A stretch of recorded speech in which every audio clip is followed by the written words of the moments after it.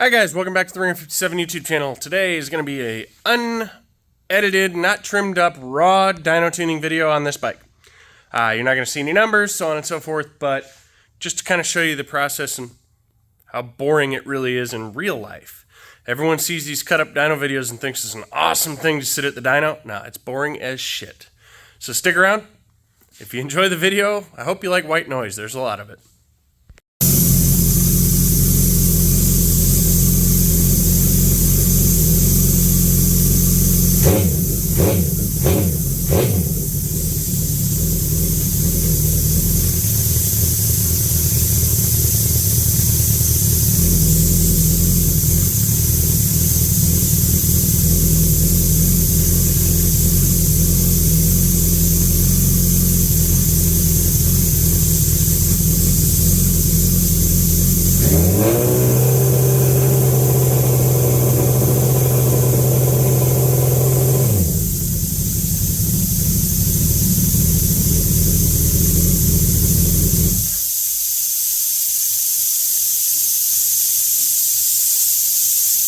Pull some fuel out of that cold table.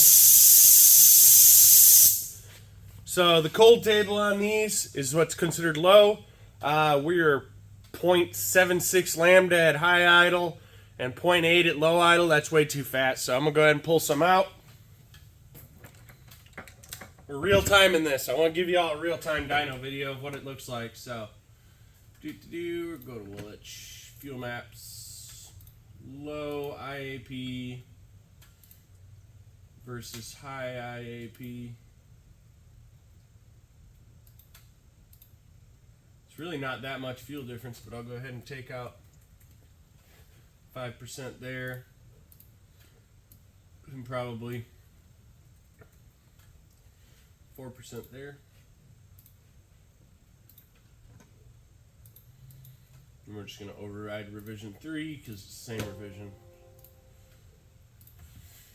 Flash this sucker. Power supply off, on.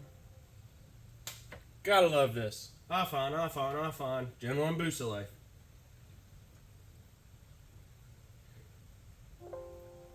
Off, on. So now once that's done, we'll go ahead and make some pulls. I'm not gonna lie, this isn't a full dyno session. This bike's already been tuned on last night, but I'm just making the final freaking revisions. It's got about 40 seconds worth of right time. We're just finessing out the last bits of the tune. Just figured I'd give you some action. You're not going to see any numbers on this bike. It's nothing special, but I'm not going to be showing any numbers on this bike. Most of the bikes I do, you don't see numbers because they're race bikes. This guy's street races down in Mexico. He track races.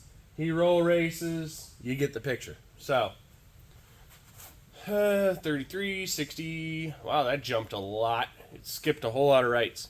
I'm just trimming IAP tables. I'm not caring at all about TPS, just IAP. 80%. There we go.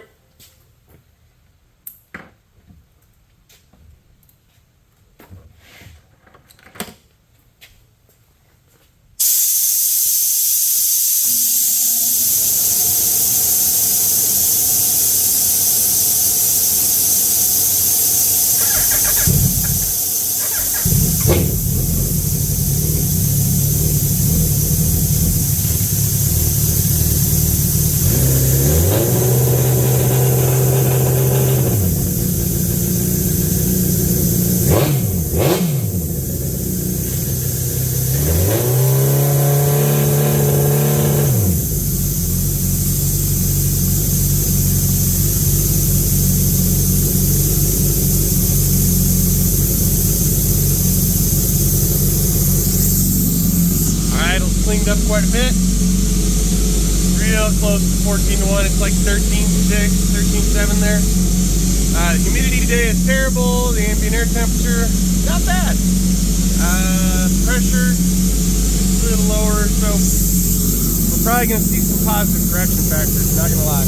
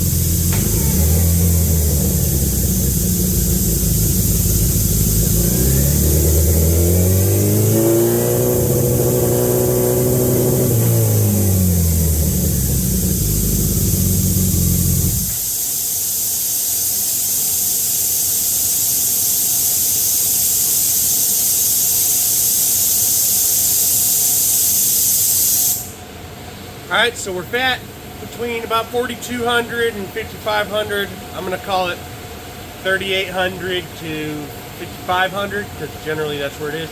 You saw me run up here and make some edits quick. That was what I was doing, just cleaning those up. I'm going to quick review the air fuel through that run, see if I need to move it up, down, left, right, whatever the hell I need to do. And we'll go on from there. It is making on par with what I expect it to make, so we're doing pretty good.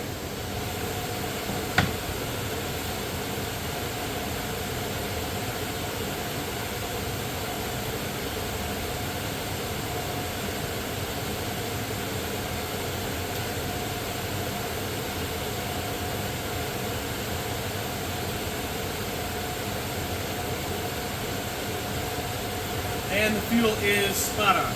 I thought I had it spot on by the end of the night last night. I'm good with it where it's at. The first run was a little lean. We hadn't cleaned up very much.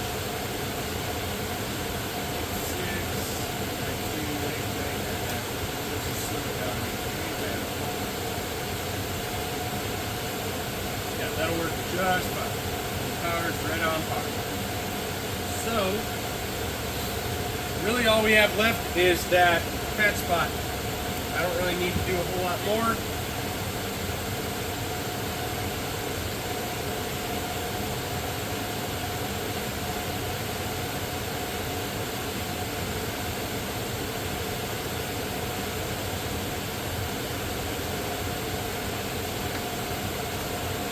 She's already off you, although.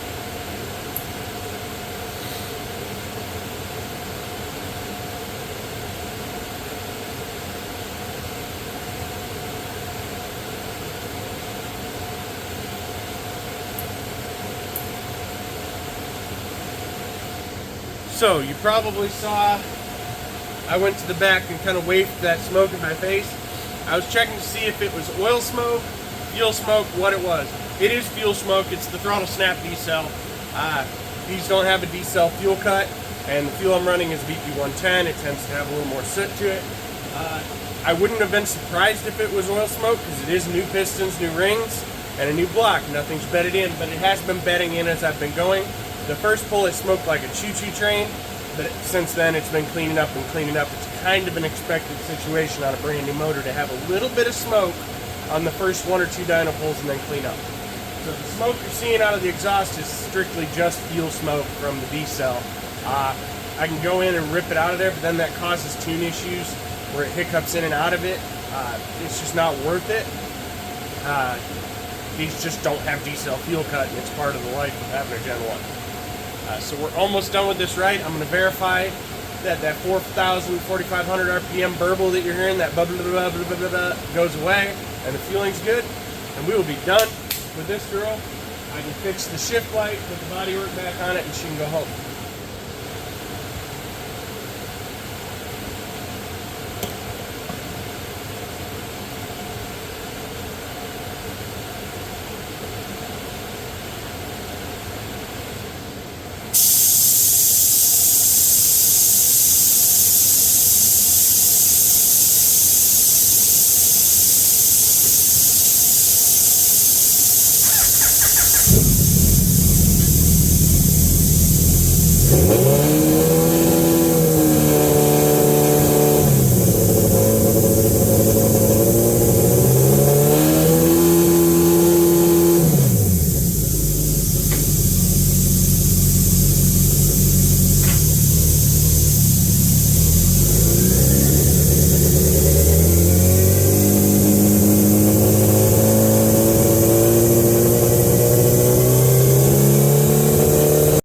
Alright, for some stupid reason, when someone commented on my Facebook post, it started playing it over my recording, which is just absolutely fucking retarded, Facebook.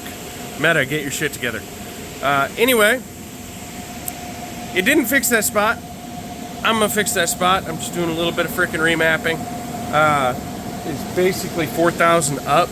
It's fat at part throttle, but perfectly fine at watt. So I just kinda gotta mellow it out.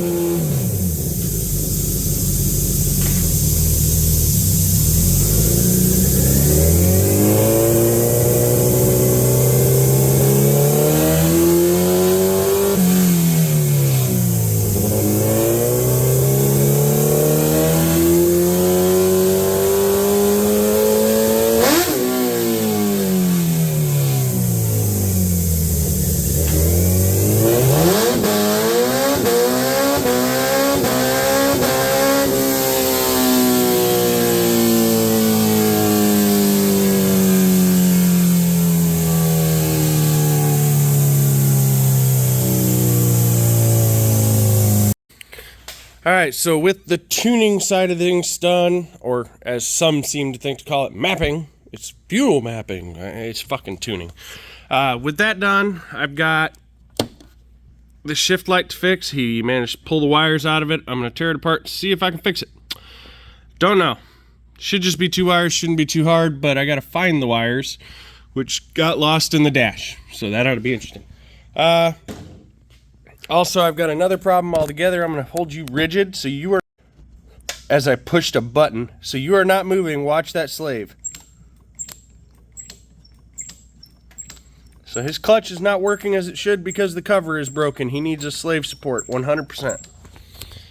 So I'm going to see if I can hunt down slave support and get that put in there, and he should be ready to rock and roll. Really was hoping to get this out of here like tomorrow, but don't think that's going to happen because of that. I've got to get one. I don't keep those on hand. Used to. Don't have them anymore. It is what it is.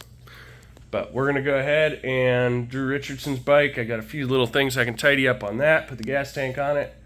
And I'm waiting for Eric today. Then I'm probably going to go out to Motorheads and help him out a little bit with James Michael Murray's bike. Later, folks.